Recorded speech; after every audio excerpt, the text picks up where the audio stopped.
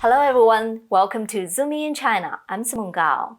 In January 2019, Xi Jinping delivered his most important Taiwan policy speech in the 6 years since he came to power. Xi declared that unification with Taiwan is one of the most important parts of the great rejuvenation of the Chinese nation. In fact, Taiwan must unite with China, and China would not kick the can down the road forever. Did he imply that if a peaceful unification is not achievable, China would take over Taiwan during his lifetime and under his leadership? Now the whole world is depending on Taiwan for chips. How has this impacted America's determination to protect Taiwan? I had these discussions with Rupert Hammond-Chambers, president of the US-Taiwan Business Council. Take a listen. Thank you, Rupert, for joining Zooming in China today. Thank you, Simone. It's my pleasure, always. Okay, let's talk about TSMC in the context of the cross-strait relations. Recently, I've heard an argument that if China occupied Taiwan, the whole world would be paralyzed because, if Beijing decided to cut off the chip production from TSMC. Is this an overstatement? Well, I think what it speaks to is the importance of Taiwan in the semiconductor ecosystem, Simone. You identified TSMC, and of course TSMC is arguably the most important semiconductor company in the world now, given its technology, particularly at the highest levels, and its relationship with the global technology community. If Taiwan was severed, if the island's semiconductor manufacturing was severed from the global economy, yes, it would have ramifications across the world, not just for supply chains, which we're seeing perhaps as an example in the tightness of supply in the auto industry. You can magnify that across the entire global economy. Manufacturing would be impacted, equity markets would be impacted, and so on. So yes, it would have ramifications way beyond just the Taiwan Strait. Right. And I think that TSMC has really changed the cross-strait relations quite a bit. So the question is, how much has TSMC changed America's resolve to protect Taiwan? Well, I know you want to put it in the context of TSMC, the company, but I would continue to come back to the Taiwan semiconductor ecosystem. For, of course, TSMC is at the center of Taiwan's semiconductor community, but there are many companies that make up Taiwan's strength as a manufacturing base for chip manufacturing and for partnering with the rest of the world in this space. How has it changed the calculation for the United States? Well, it's strengthened it. There are many different issues about why Taiwan is and will remain a critical partner for the United States, for Japan, for the Australians, for the British and others globally, of which its technology importance is a key feature. And of course, at the core of that is the semiconductor miracle that has grown on the island since the 1980s. Right. The recent news is TSMC is planning to build several more chip-making factories in Arizona beyond the one currently planned. U.S. domestic manufacturers such as Intel is also planning on building factories in the area, as is Samsung. And the Biden administration is preparing to spend tens of billions of dollars to support domestic chip manufacturing. So how significant is this trend to the U.S. and also to Taiwan? Will this make TSMC and the rest of the Taiwan's semiconductor industry less significant strategically in the future? Actually, I think, Simone, it's quite the opposite. I think that TSMC and the semiconductor community from Taiwan is only becoming more relevant, more important for the considerations of American politicians and leaders. The investment and commitment that TSMC is making here in the United States is huge at the highest technology levels, 5 nanometer, the possibility that as the Arizona investment expands over time. We may see 3 nanometer production and even higher as time progresses, speaks volumes to how important TSMC places, the importance TSMC places on its relationship with its American partners and customers, as well as geostrategically, the importance of the US-Taiwan relations. What we're seeing, which is an excellent development, is more balance, less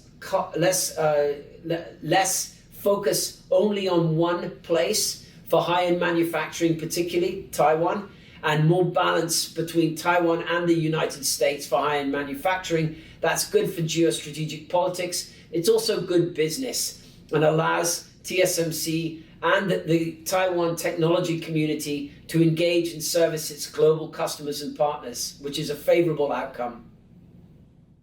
Okay, that makes sense. Let's talk about Xi Jinping.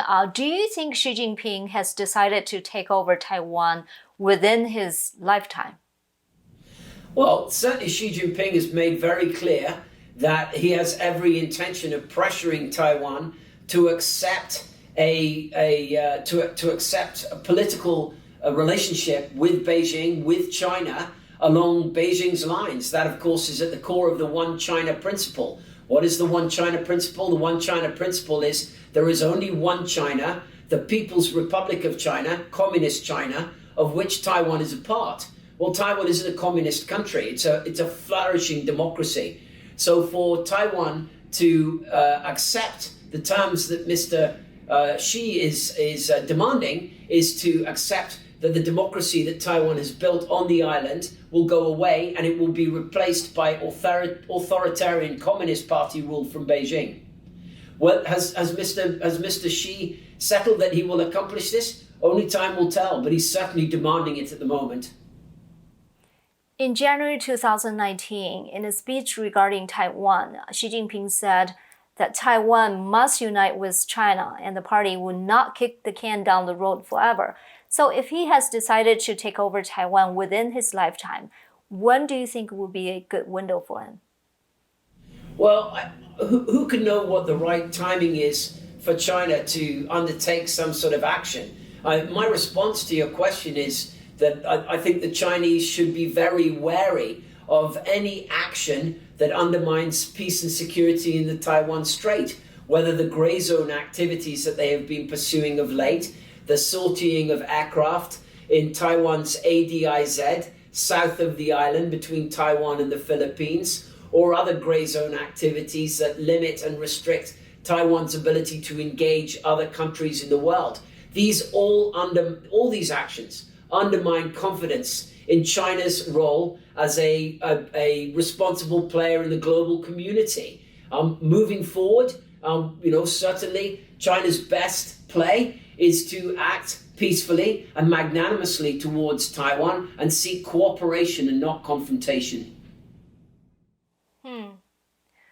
I don't think if that's very likely. Let's talk about President Biden. Biden said one of the main reasons for America to withdraw from Afghanistan is because America wants to focus on China, and his current strategy regarding China has 3 components: competition, cooperation, and confrontation.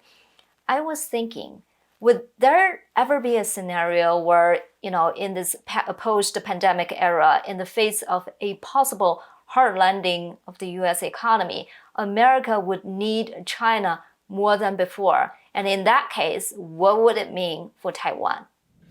Well, I think that the issue of economic instability, whether in the United States or, quite frankly, Simone, in China, is certainly one that analysts should consider about the ability to manage stable relations between China and the United States, the world's 2 largest economies. That has to be a consideration.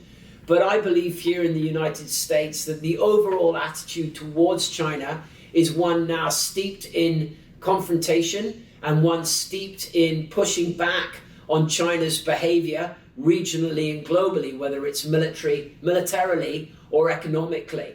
So it's hard, even in your scenario, where the United States may be experiencing some economic challenges, to imagine that would curb America's willingness to compromise on other areas of American national interest. In fact, I would imagine that would probably strengthen America's willingness not to be perceived as vulnerable in that moment and as a consequence be taken advantage of.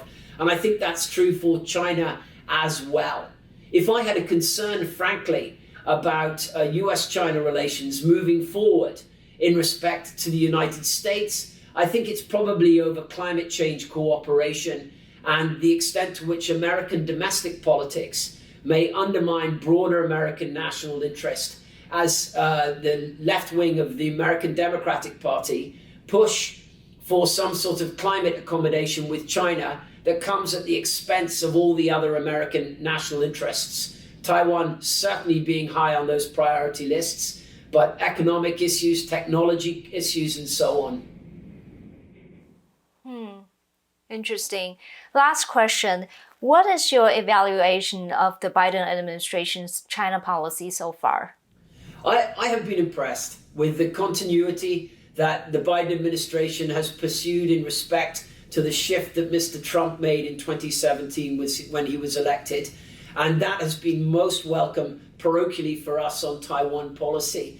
The Biden administration, through both the selection of top-notch personnel, Kurt Campbell, Dan Crittenbrink, Eli Ratner, there are certainly many others worthy of note, but those are three who I would identify right off the bat, as well as the pursuit of policies that consistently keep US national interest at the forefront, keep pressure on China to live up to its obligations and to act as a responsible player in the global economy and a responsible economic partner to the United States has all been most welcome.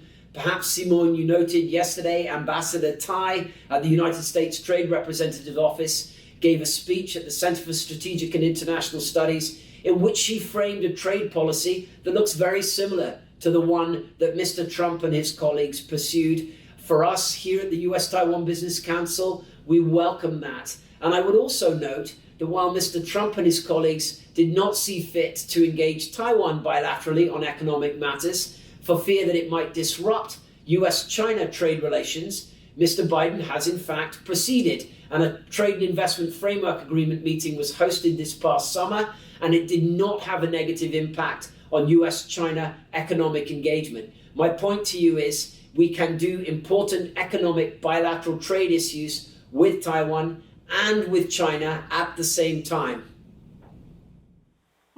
Interesting. Okay, Rupert, these are all my questions. Do you have anything else to add? No, Simone, I think I love all of your questions. I particularly like the last one. I did want to note for you that I think it's interesting now we're looking at the parliament in Taiwan has just started its autumn, early winter session running through to the Lunar New Year.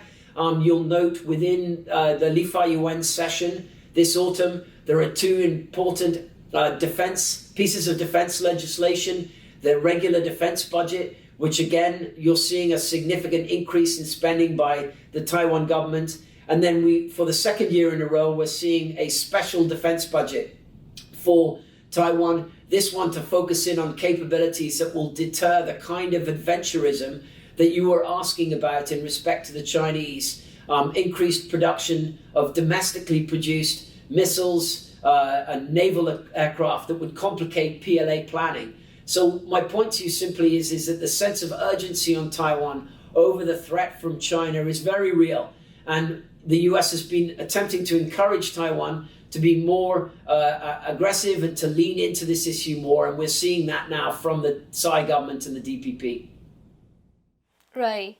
From the last administration, the Trump administration, I've heard from the senior officers from the Trump administration that their strategy is to let more countries to invest in Taiwan, so they have more tighter economic ties with Taiwan. And if Taiwan is becoming, so important to so many countries, then Taiwan would have more protection.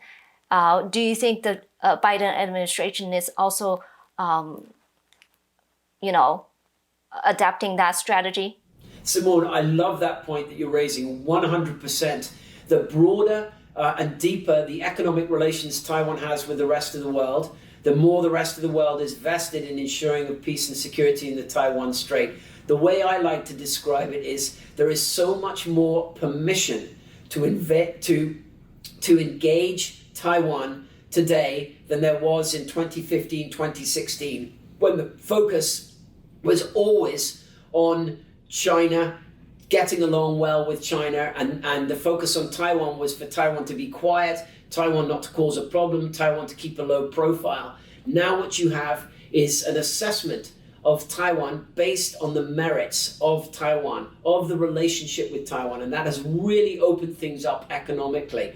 Of course, that's also been driven the last several years by the importance of the technology supply chain and Taiwan's role within it. And of course, as you astutely noted in several of your earlier questions, the semiconductor industry, Simone, is just such a critical piece of the global economy. And who's the most important country in the world in the semiconductor industry now, in partnership with the United States, and that's Taiwan.